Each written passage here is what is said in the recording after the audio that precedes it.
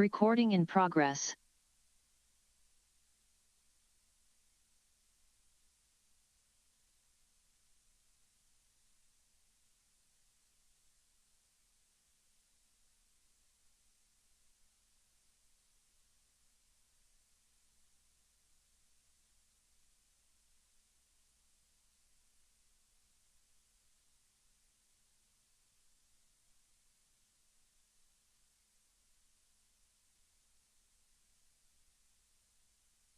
Please use the raise your hand feature, and the city staff will turn on your microphone when it's time for you to speak on that item.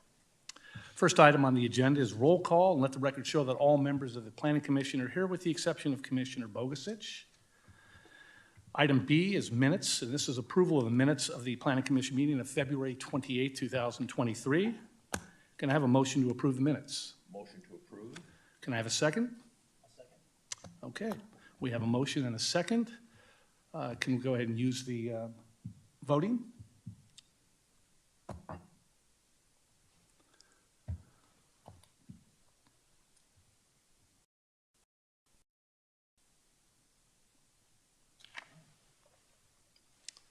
Okay, the motion passes. Well, we have 2 yeses and 2 abstentions. So, that's a tie, but I don't think it goes to the runner in this particular case. It does not. We will, if Commissioner Bogusich comes to the meeting later tonight, we can reconsider the minutes from previous meeting. If not, we'll continue the item too. Sounds good. Thank you. Okay, that brings us to item C, written communications. Do we have any written this evening? None this evening. Thank you. Brings us to oral communications. And that gives anyone in our vast audience the opportunity to speak on any item that is not on tonight's agenda. Do we have anybody that wishes to speak? Okay, seeing not, do we have anyone wishing to speak via Zoom this evening? Nobody via Zoom tonight. Okay, thank you. That brings us to item E, which is public hearings. And item E1 is a public hearing to consider a resolution recommending City Council approval of P2021-002. It's an ordinance establishing a planned development overlay district, a design review, a minor use permit, a vesting tentative tract map, an adoption of a mitigated negative declaration supported by an initial with the California Environmental Quality Act for a 118-unit residential development. It's located at 38288 through 38594 Cedar Boulevard with APN numbers 92A-2375-002-06 and 92A-2375-022-01. And I know we have a staff report on this item, so I'll turn it over to staff. We are just working to get the presentation up on the screen. Just one moment, please. Okay.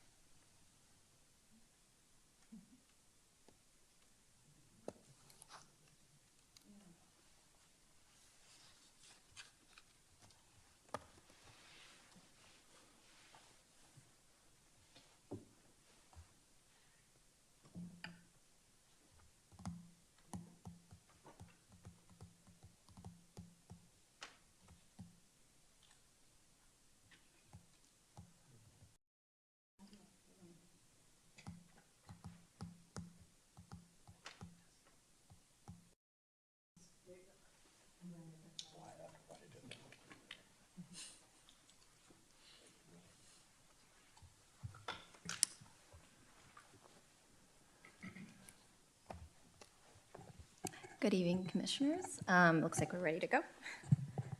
My name is Carmelissa Lopez, and I'll be presenting on the Robson Homes project. So this project is located at 38288-38594 Cedar Boulevard. It's approximately 7.76 acres.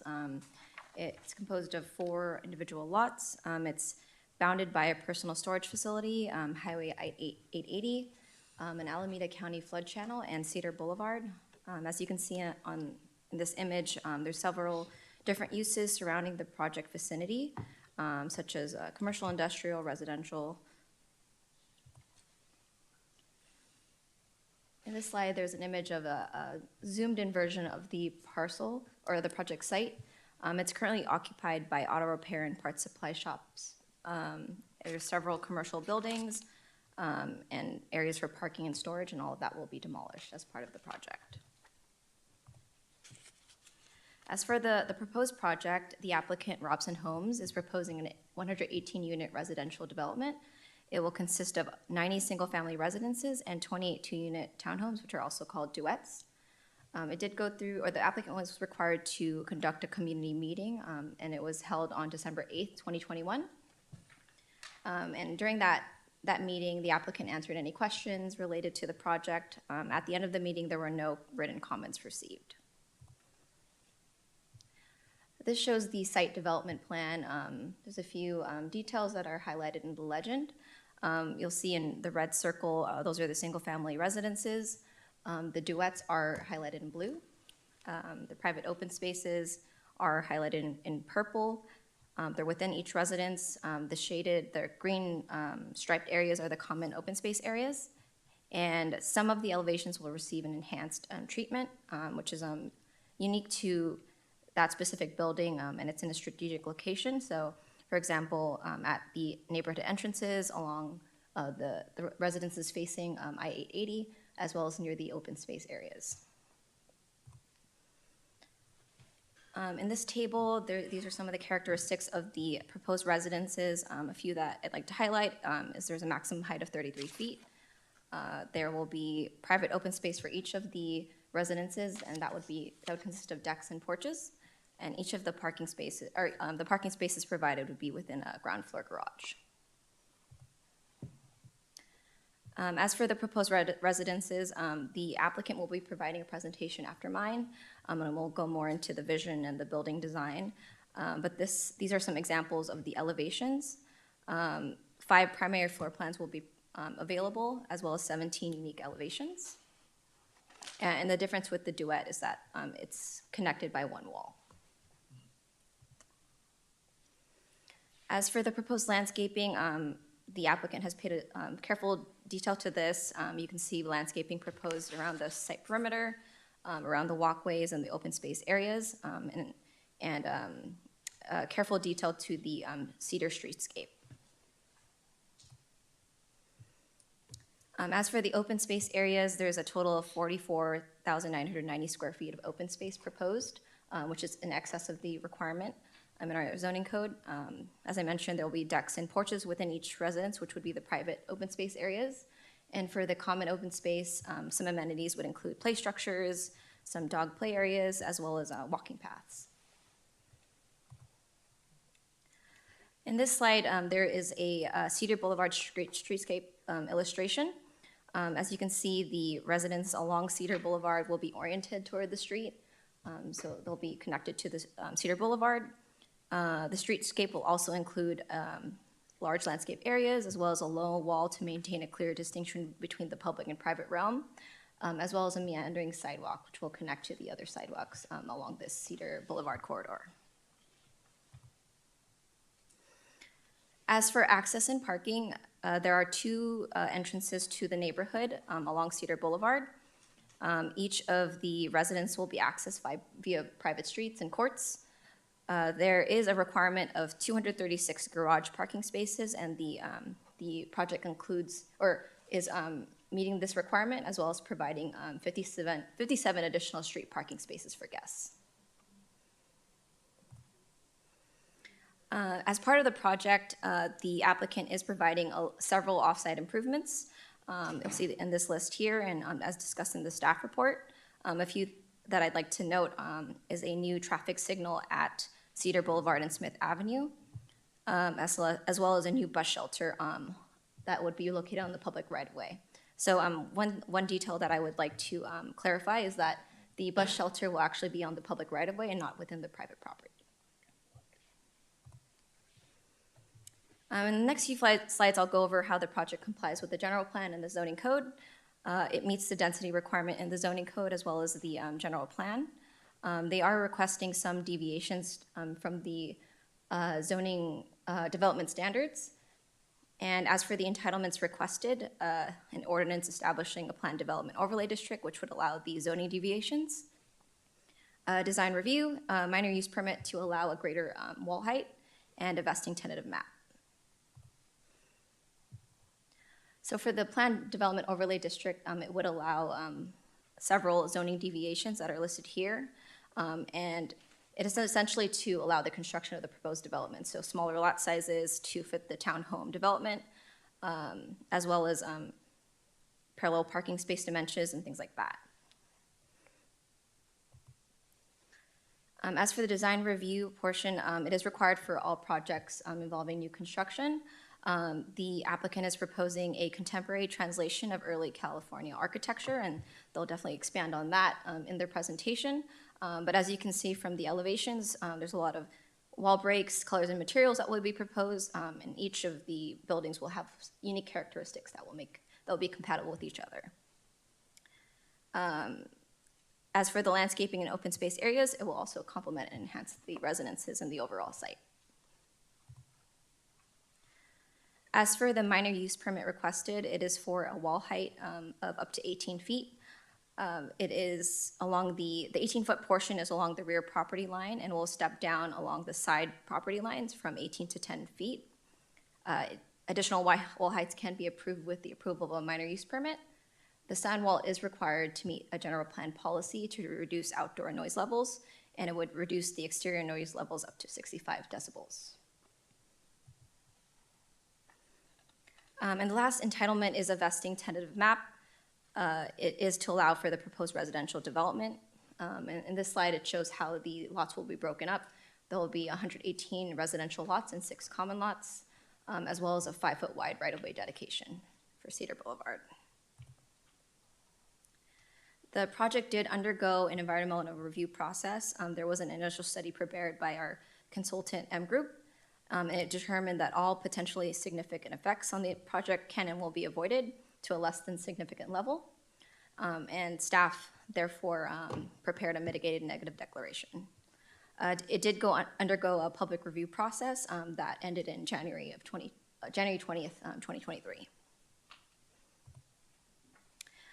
Within the staff report, there are attachments, the initial study, the comments that were received from Caltrans, which were general comments, reminding us about the encroachment permit requirements and things like that, as well as a mitigation, monitoring, and reporting program, which includes all of the mitigation measures to ensure all potentially significant effects can and will be avoided.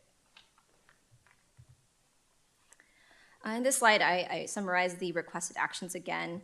An ordinance establishing a PD overlay district, a design review, minor use permit, vesting tentative map, and adoption of a mitigated negative declaration. And lastly, staff's recommendation is that the Planning Commission approve by resolution a recommendation to the City Council for the following.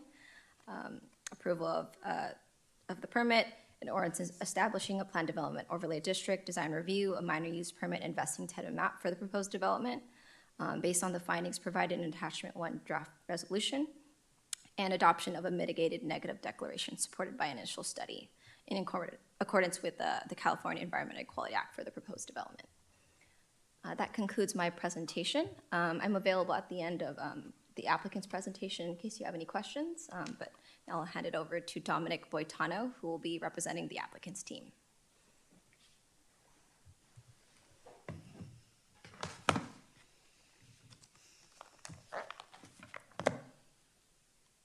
Good evening. I'm just going to test this. Oh, we got to turn it on. Okay. Good evening, Chair Becker, Commissioners.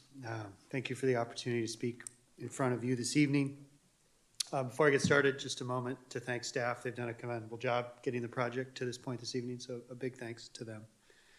I'm Dominic Boitano, Project Manager, Ropes and Homes. Who's Ropes and Homes? We're a 30-year-old plus family-owned local Bay Area company. We're proud of our work, some of which you can see on the screen. And I'm realizing you guys all have screens right in front of you there. The company's DNA centers around high-quality product, thoughtfulness of design, craftsmanship. Those are all things that we're striving for on this project. First, just a bit of context. The site's approximately 8 acres. It's an underutilized site, zoned residential now, long-term industrial use. I do want to point out Birch Grove Elementary School is just about a third of a mile down Smith Avenue, which is off the lower left-hand corner of your screen there. Our vision for the property is to create an attractive residential neighborhood that people enjoy living in and enjoy living nearby. Here you can see an image at the project's main entrance on Cedar. How do we go about incorporating or implementing that vision? We think about it in terms of the 4 experiences that folks are likely to have with this project. The experience on Cedar Boulevard, the pedestrian and vehicular experiences through the project, and the 880 experience. And starting at Cedar Boulevard, which is certainly a major focus of the project, you can see we've introduced high quality materials and authentic details. We think that's likely to add to richness and character on the street. We've proposed that all the front doors on Cedar face Cedar Boulevard. We're not turning our side or back to that street. It's a very important street. And of course, the procession into any front door of a home we recognize as being really important. And we've taken a cue from a local project. I call it the Sawyer Terrace Project. I'm not sure if that's how you know it, but you may recognize that procession, which we think was pretty successful. Different architectural palette there, but we're taking a cue from it. We think it works. Continuing our focus on Cedar, you can see the project's proposed a landscape median along the entire length. There's a new bus stop proposed there, and there's a new traffic signal proposed in the lower left-hand corner of this slide.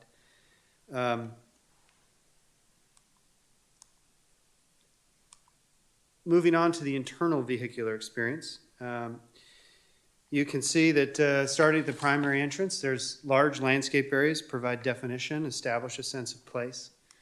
Zooming into the main road, you can see purposeful inefficiency that was used to create a curvilinear street. That, we think, creates sightlines, interesting sightlines of landscaping, trees, creates room for large trees to grow. Here's an example from another project of ours. And it's a break in the typical pattern. Now these projects this product features alley-loaded garages. Zooming in on one of the longer alleyways of the project, you can see some things we've done to improve that experience. We have upgraded garage doors, man doors, to provide granularity and character. And there's curves and pop-outs to break the sight lines, again, with landscaping. Now talking about the internal pedestrian experience, you know, when we visit these types of communities, we see people walking a lot. We know it's important to get that right. On the screen, we've highlighted the pedestrian network. There's a series of meandering paseos that provide the connections between all the important spaces of the project, the parking, the common areas, Cedar Boulevard. Certainly, you can see the 2 primary parks kind of in the middle. There's 2 dog parks up in the upper left and right corners. And we think this framework does a nice job embracing Cedar, again, and the bus stop. And you know, when you're walking through that framework, we want to provide a good urban landscape experience. Here's a couple of images from different projects of ours. The same landscape architect is here. We envision a similar treatment at this project. Just quickly zooming in on the two parks. One is programmed with a tot lot for smaller children. The other is programmed with a larger tot lot for older children. In total, those 2 parks total about a ½ acre. Now looking at the experience from 880. And 880 is both a challenge and an opportunity. Of course, the challenge is sound. The project has an 18-foot sound wall, as you've heard. But the opportunity is there's a lot of people going to see it. And so we want to make sure it looks nice. And sort of zooming in on some of the things that we've done to address that. I want to start with the trees. You'll notice, you know, a whole bunch of trees planted on the other side of the sound wall. Every one of those is going to be taller than the sound wall. So you'll see treetops. And I want you to look at the houses. And as you move from left to right across the screen, I want you to notice the cadence of the spacing and how that changes. The variations in massing, right? Single family, duet, how that changes. How the orientations change. Some are side, some are rear facing. So we think in total those are going to really help the experience on 80. And lastly, I don't want to forget to mention the elevation, right? And you can see the third floor has upgraded materials, roof line break. So all of those things in total we think will be a nice treatment for the 880. Talking briefly about the architecture sort of generally, we have 118 homes proposed. All the key stats are on the screen. I'm not going to read them. In general, the project follows a Spanish village concept. And I want to flip through some images. I want you to take note, if you can, of some of the detailing, the brick, the stucco, the doors, the railing, and how each house is specific to each of those items. We think the Spanish village concept, which features a more monochromatic approach, it's intended to unify the building forms, introduce an element of elegance and stature. We've taken a similar approach on other projects. It's worked out nice. And ending briefly, just talking about community benefits, there's 5 items identified on the screen. Each represent a physical improvement the project is making. The first is in front of public storage. Right now, there's no sidewalk there. There's a 400-foot pedestrian gap. We're going to close that gap with the installation of a new sidewalk. Of course, number 2 is a traffic signal. We spoke about that a little bit earlier. Same with the bus stop, number 3. Number 4, some frontage improvements on the opposite side of our frontage. There's an existing wall and some trees and landscaping that need a little work, so we're going to give that a refresh for the benefit of the overall neighborhood.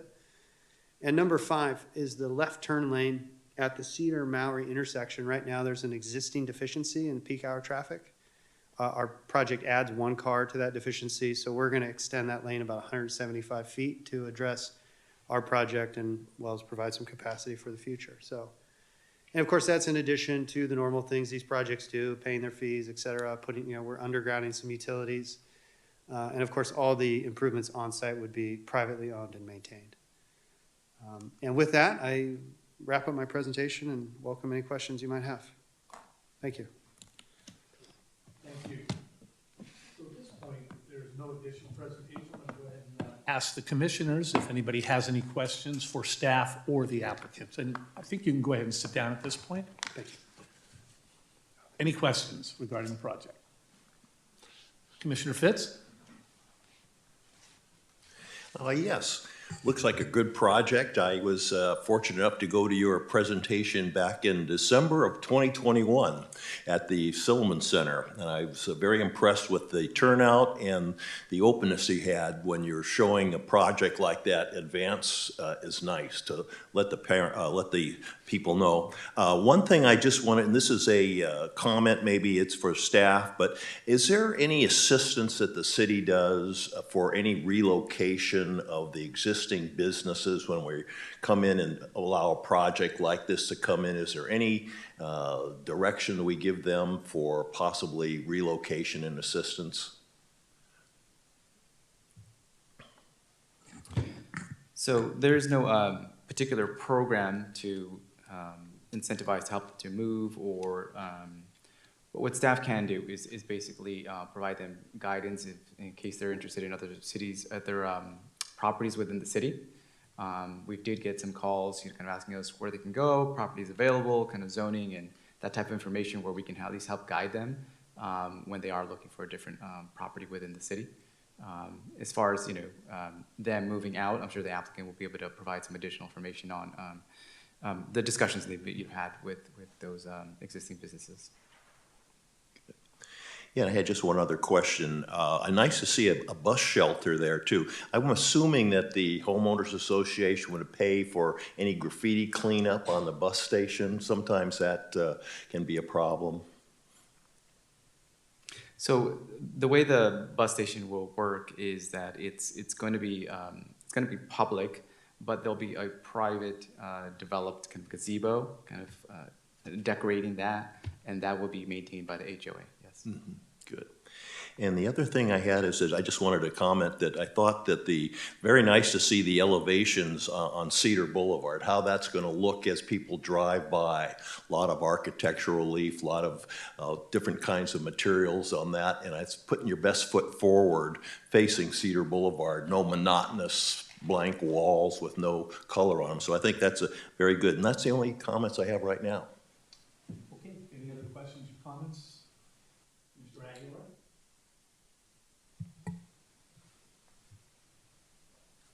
Testing, okay, sorry, thought it was red. Parking is usually a hot button when it comes to new medium-density projects. When I reviewed the plans, it looked like all of the units were side-by-side garage parking. Is that the case here?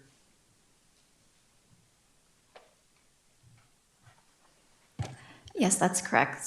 So all of the residences would include a two-car side-by-side garage parking, and then guest parking would be on street. And with the guest parking, it's my understanding when it's a single-family detached or a true duet, like what we're looking at here, they meet the standards because they're providing all of their parking in a garage. So although there is a deviation to some of the guest parking spots, the fact that we're getting them on site is that above and beyond in this circumstance?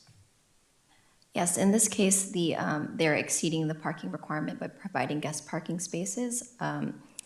There are, I think, approximately 47 guest spaces, and it will be littered throughout the project site. There will be a main parking area along the back property line. Okay, which is good to see.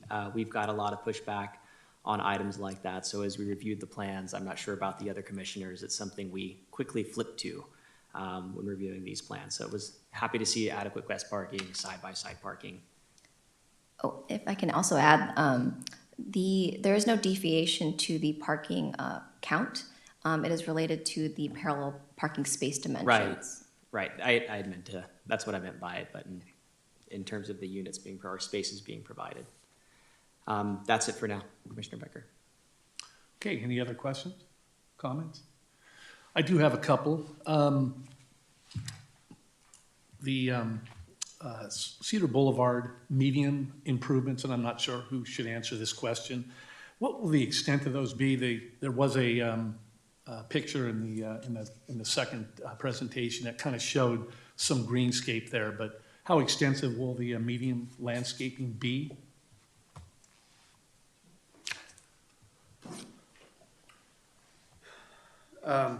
I mean, generally fully landscaped. I don't think the plans have been completely finalized in terms of trees and plants exactly where they go.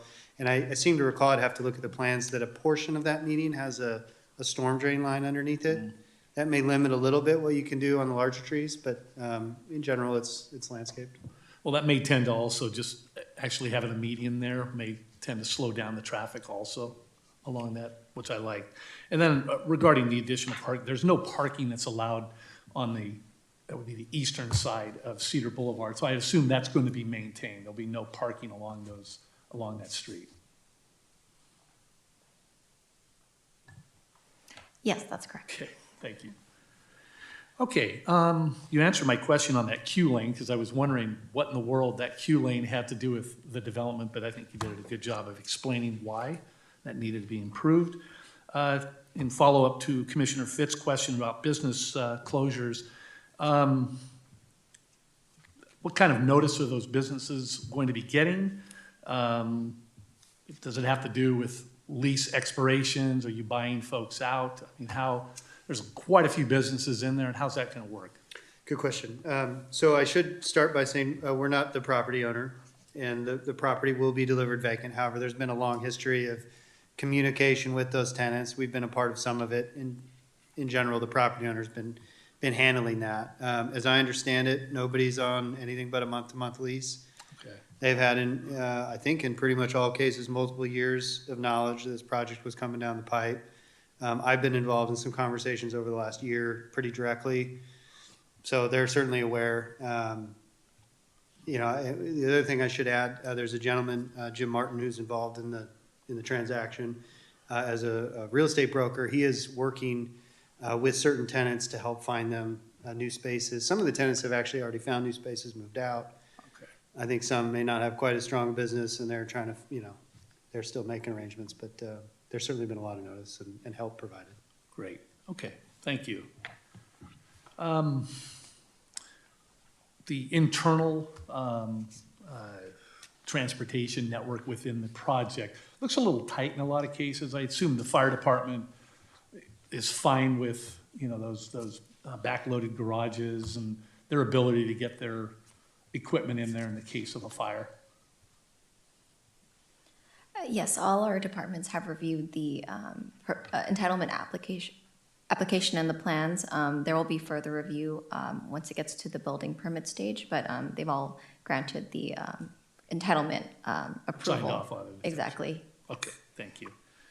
And then just the timing of the project. Assuming that the commission approves this and it goes to the council and they approve it, what are you looking at as far as timing to start construction? In general, I think we're hoping this summer would be, we'd have the ability to start demolition. And there's some Rule 20 underground, the PG&E lines need to come down and go underground. That work will take some time, but then we'll, move into site work and construction thereafter. And the price range that you're anticipating, I know it's hard to pin down because the market changes constantly, but just a range for the commission? Yeah, sure. I think the smaller units would probably start around $1.2 million, $1.3 million, round numbers. The larger units would go up, maybe $1.5 million, $1.6 million, something like that. Great. Okay, thank you. And then my final question, affordable housing. There really was no discussion about that. Is the applicant paying a fee or there was no discussion about any on-site affordability? For this project, they would be paying the housing impact fee. So we would collect that fee for every building permit prior to issuance. Okay. Thank you.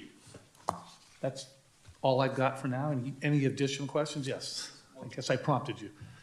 You prompted a question. So based on that affordable housing fee, I think it would be helpful if you could, for the benefit of the community, anybody listening in, what happens with those dollars? So in this circumstance, if we do have it handy, what does that affordable housing fee look like from the applicant? And to tack onto that, how are those fees used when a city collects them? Maybe just a little bit of discussion there, providing some examples of how the community takes those fees and then uses them in the future for affordable housing in the city of Newark. Great, certainly, Chair Aguilar, or Commissioner Aguilar, Stephen Turner, Community Development Director. The city has a requirement that all development within the city pay impact fees. And in Newark, one of those impact fees is the housing impact fee. In some other cities, when it comes to affordable housing, there is a requirement to provide units on site and pay a fee as an option. In Newark, it's flipped around, so applicants are required to pay the fee, but they can request an alternative plan where they provide units on the site. But for many, many years, through all the development that's been happening in Newark, developers have chosen to pay the fee, and those monies go into our Affordable Housing Impact Fee Fund.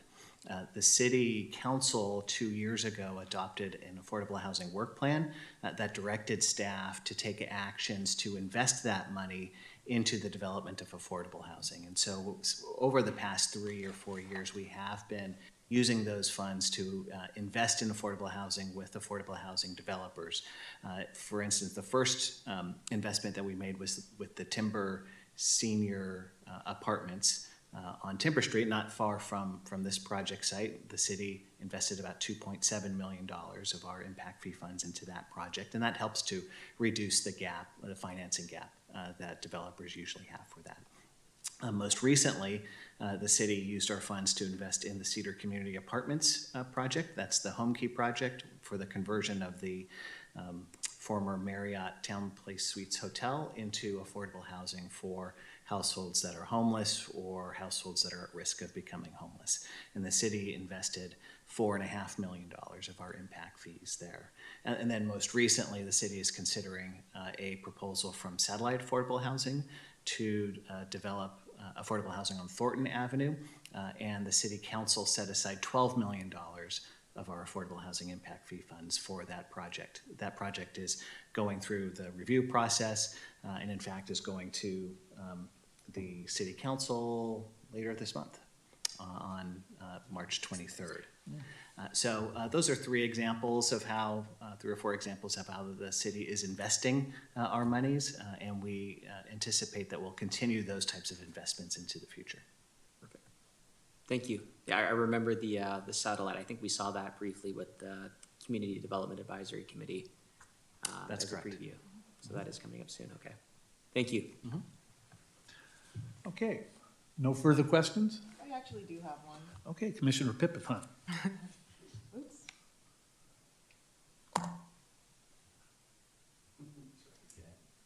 Sorry, is it me? It is You're me. Through the extensive reading I had to do on this. The part that looked like just a little bit concerning was the air quality situation. I know there were mitigating factors against it. Can you just clarify for me whether that's just during construction or is that anticipated after? Yeah, that's a good question. We also have our environmental consultant on Zoom, but I can describe it to the best of my ability.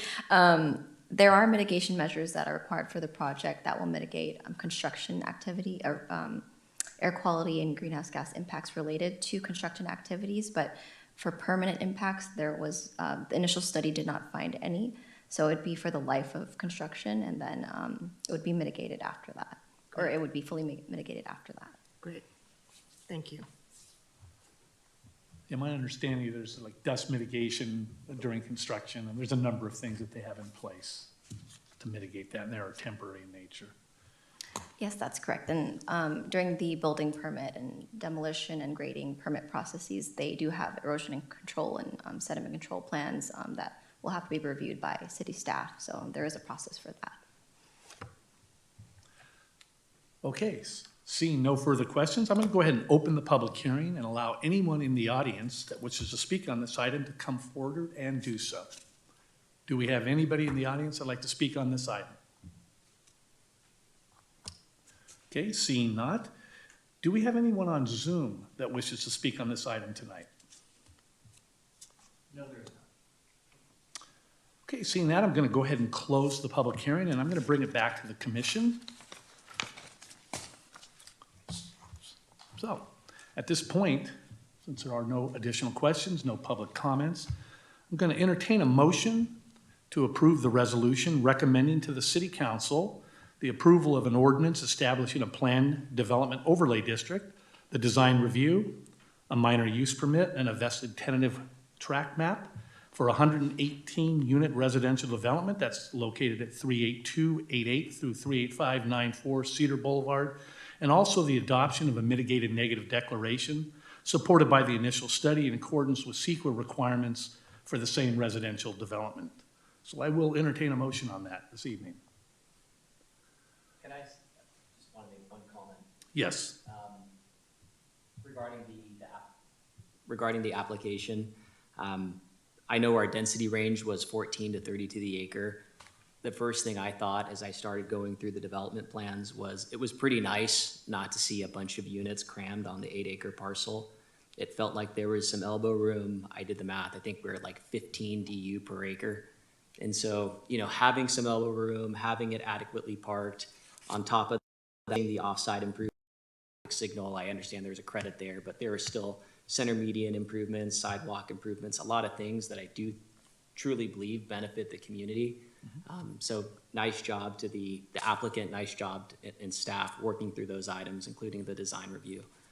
So for all those reasons, I will make a motion to it. Thank you. Do I have a second? I second. Okay, so we have a motion and we have a second. Why don't we go ahead and vote?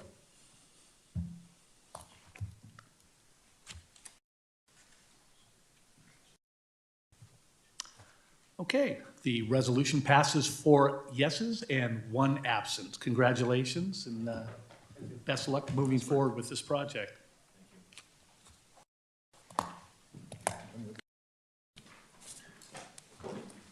For staff, when will this item go to council? The project is expected to go to council on April 27th, I believe. So the second meeting in April. Okay, great, thank you. Okay, We have no other public hearings this evening. That brings us to item F, which is staff reports. We have no staff reports scheduled this evening.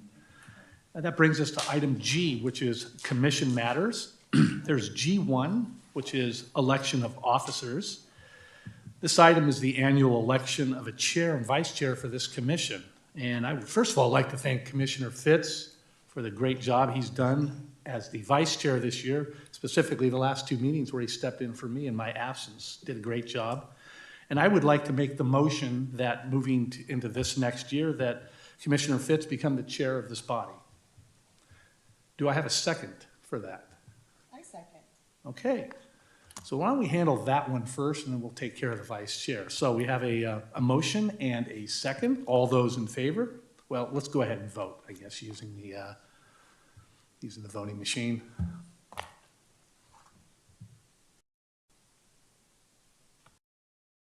Okay, that motion passes 4 ayes and 1 absent. Congratulations, Mr. Fitz. Thank you, sir. Okay. So the next order is for a vice chair for the next year. Do I have a motion or a recommendation? Yes, I'd like to make a motion to recommend Jeff Aguilar as being the vice chair. I'll second that motion.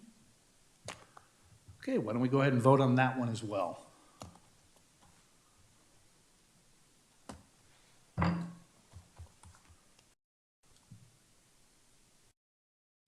That motion passes 4 ayes and 1 absence. Congratulations, gentlemen.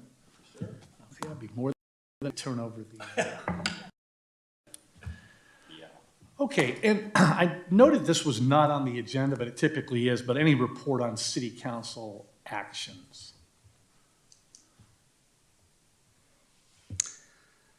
There is nothing to report other than to remind the Planning Commission, as we alluded to earlier, the Saha affordable housing proposal will be going to council, not for entitlements, but for funding. So that would be for approval of the $12 million investment and all of the loan and legal and regulatory documents that go along with that.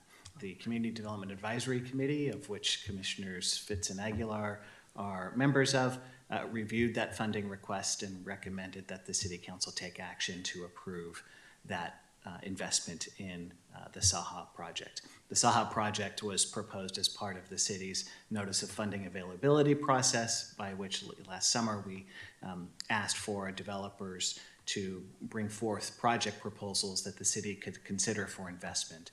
Saha was the only affordable housing developer to submit a proposal.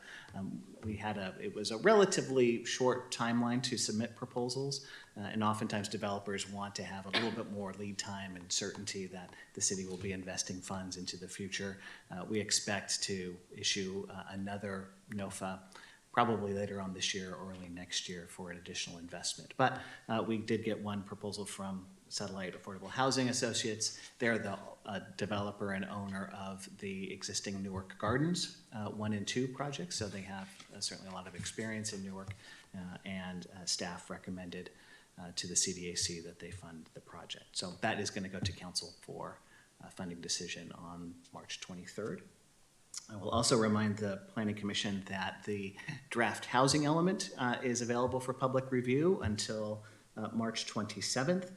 We are working on establishing or having a virtual community meeting a week from tomorrow on March 22nd, and we'll be sending out information on how to participate in that virtual community meeting.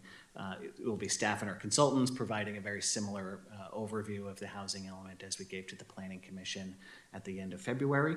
It'll be an opportunity to receive questions and comments on the draft housing element, and all of that will help us refine the housing element before we send it to the state for their review in early April. And that is all the staff reports that we have for this evening. Thank you. Thank you very much. Okay, that brings us to item H, which is Planning Commissioner comments. Do any commissioners have any additional comments this evening? Commissioner Fitz? Yes, I'd like to thank Mr. Becker, Commissioner Becker, for doing an excellent job this last year. He brings a wealth of experience to this commission, being the former city manager, and I learned a lot Bisbee sitting by his side this last year. A wonderful job, and hopefully I'll be able to follow in your footsteps in a positive way. Secondly, I'd also like to shout out and thank the public works staff for doing a great job of keeping the city clean, cleaning up the trees, cleaning up the storm drains and things like that. They're out there early in the morning. I take a walk, and I think that they do a wonderful job, and I know it's hard work in the middle of the night cleaning that stuff up, and so hats off to the Public Works Department for that. That's all I have. Thank you. Any other comments? Commissioner Aguilar. I want to echo Commissioner Fitt's sentiment for Chair Becker. You made that look easy. You would think you've been around the City Hall before, but I've learned a lot from sitting next to you, and it's fantastic sitting next to you for the past year. So thank you for doing such a wonderful job. Thank you. Okay. No other comments. That brings us to the final item on the agenda, which is item I, which is adjournment. We are adjourned.